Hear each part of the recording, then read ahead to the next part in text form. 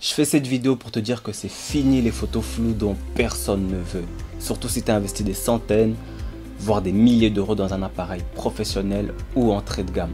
Après cette leçon, tu auras assez de connaissances pour figer correctement ton sujet et tu seras même capable d'apporter une touche artistique à tes clichés. Voyons comment faire tout de suite après l'intro.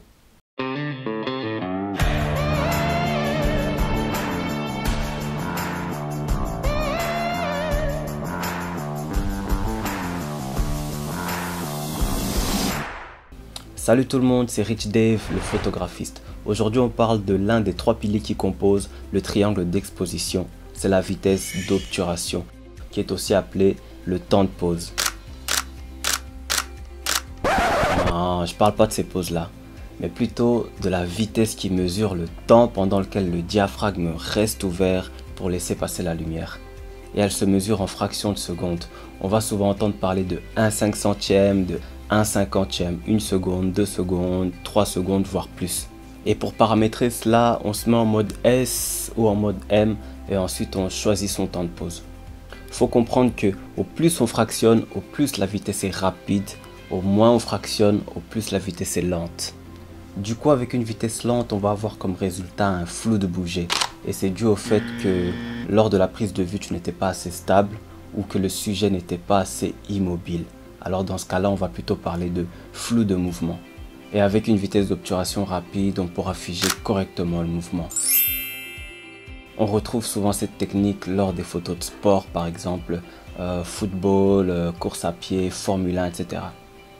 Savoir jouer avec la vitesse peut donner des effets assez intéressants, dont un que j'apprécie particulièrement, c'est le light painting. En français, on peut le traduire par peindre avec la lumière. On le fait en général le soir ou en tout cas dans l'obscurité, avec une vitesse d'obturation assez lente.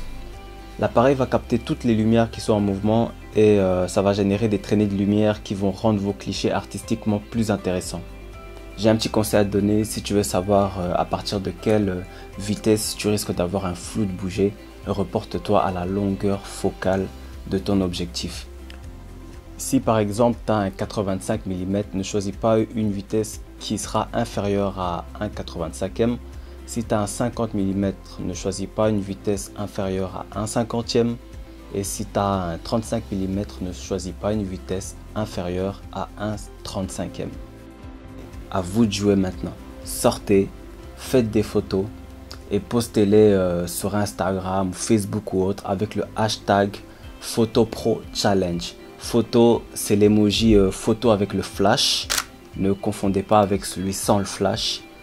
Pro Challenge. Parce que si tu veux progresser réellement, fais-moi confiance, il n'y a rien de mieux que la pratique. Sur ce, si tu as bien aimé la vidéo, tu peux liker, partage et bien entendu, abonne-toi et reste connecté de tout ce qui va suivre. Moi, je te dis à très bientôt.